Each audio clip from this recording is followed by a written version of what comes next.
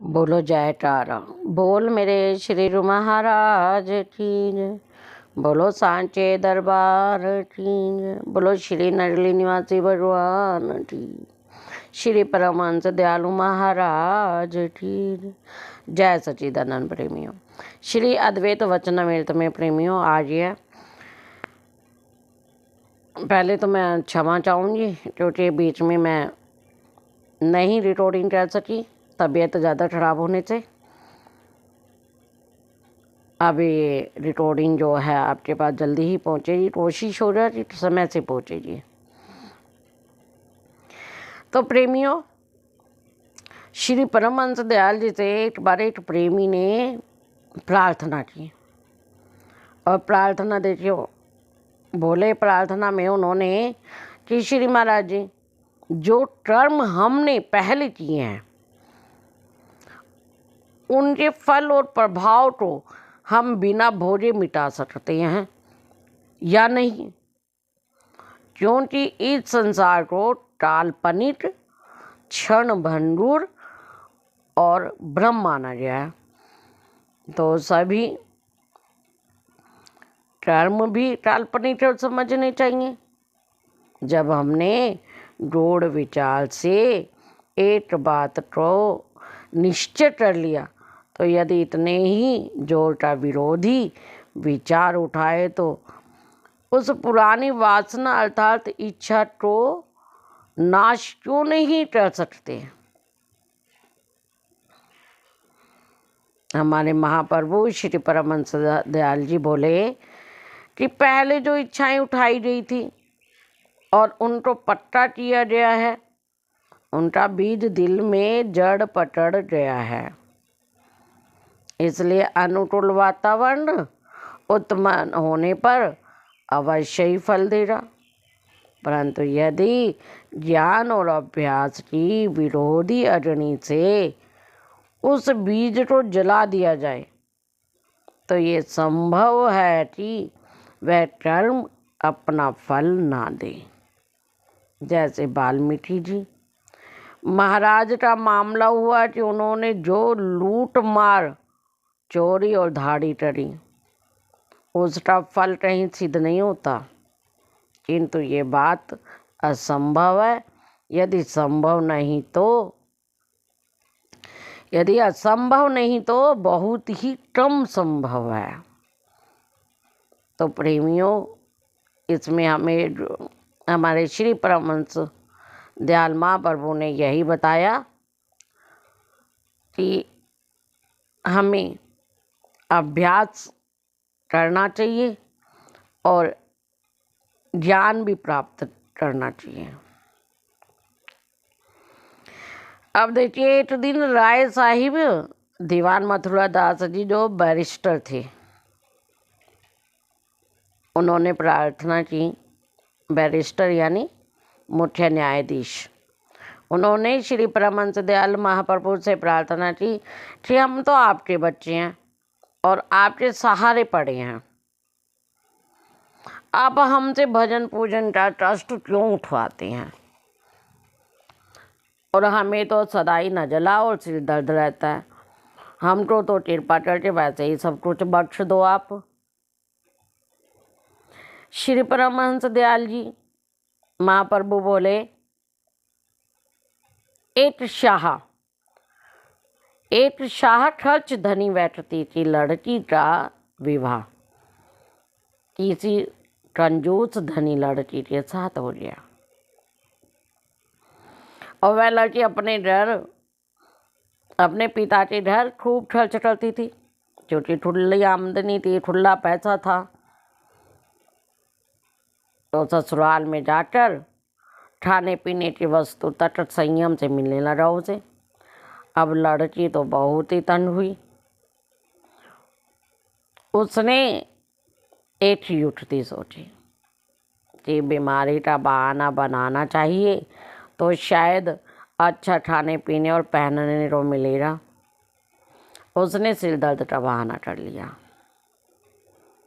अब देखिए, वहाँ अच्छा खाने के स्थान पर तो संयम और परहेज का आदेश हुआ।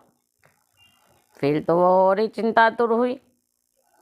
जब काफी समय तक सिर की पीड़ा रही तो उसके ससुर ने पूछा कि ट्रस्ट तुम तो अपने मायके में भी हुआ करता था बेटे, या अथवा यहाँ आकर ही हुआ है, और यदि वहाँ होता था तो इसके लिए क्या चिकित्सा की जाती थी।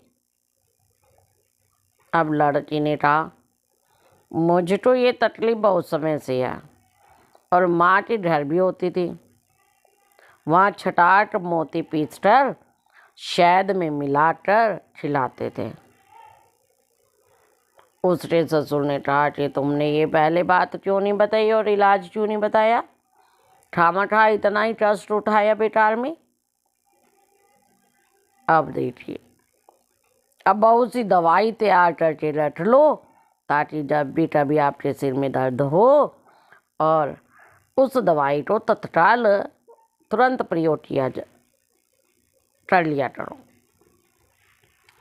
अब दवाई बनाने की प्रतीक्षा भी नहीं करनी पड़े।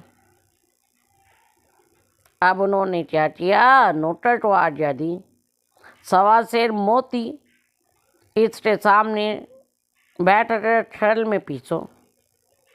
तत्काल 1.25 सेर मोती मनवाकर लड़की के सामने पीसने आराम हुआ और उसी मात्रा में शहद भी मंगवा दिया गया। अब रात को लड़की ने सोचा कि ये व्यक्ति जो मेरे ससुर हैं ये तो बड़े ही कंजूस थे, बड़े कंजूस हैं ये तो, पर आज इतने मोती कहाँ से ले आया। उसने अपने पति से कहा। अब उसने अपने पति से इस बारे में चर्चा की तो अब उसके पति ने कहा कि आज तुम्हारे सिर दर्द की दवाई में इतना अधिक रुपया खर्च किया पिताजी ने, और पिताजी से कह दो कि थोड़ी दवाई बनवा लें। जब उनसे बात हुई तो वो बोले देखो भाई, हमने सारा रुपया अपने मेहनत और परिश्रम से उत्पन्न किया और हमारा शरीर इस मेहनत का आदी हो गया, क्योंकि जब तक हम जीवित रहेंगे कुछ न कुछ टमाटर ही खाएंगे। रोटी सोटी खाकर ही निर्वाह करने की आदत ऐसी पड़ रही है कि हमारा मन अब अधिक नहीं भटकता। ये तो कुछ रुपया पैसा इकट्ठा किया है सब तुम्हारे सुख और ऐश्वर्य के लिए है, चाहे अब आज उड़ा दो चीज़ें, चाहे थोड़ा कर के खर्च कर लो, किंतु रोट टोट केवल इसलिए है कि तुम तो इसका पता चल जाए कि इस धन को संयम से काम में लाओगे तो इससे तुम सारी आयु आराम पाओगे।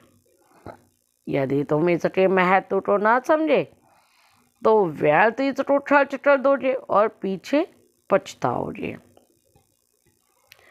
अब ये सुनकर राय साहब चुप हो गए और फिर कभी ऐसी बात ही ना कही, क्योंकि उन्हें समझ आ गया माँ प्रभु उनसे अभी थोड़ा थोड़ा अभ्यास करवा के आज यह जीवन सुखी करवाना चाहते थे।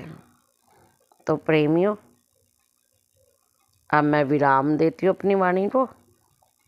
जय सच्चिदानंद, और आशा करती हूँ कि आप लोग इसे पसंद करते हैं, सुनते हैं, समझते हैं, क्योंकि मेरे ये खुद के वचन नहीं है, श्री परमहंस महाप्रभु के वचन हैं और उन्हीं के श्री अद्वैत वचनामृत से लेकर आप तक पहुँचा रही हूँ।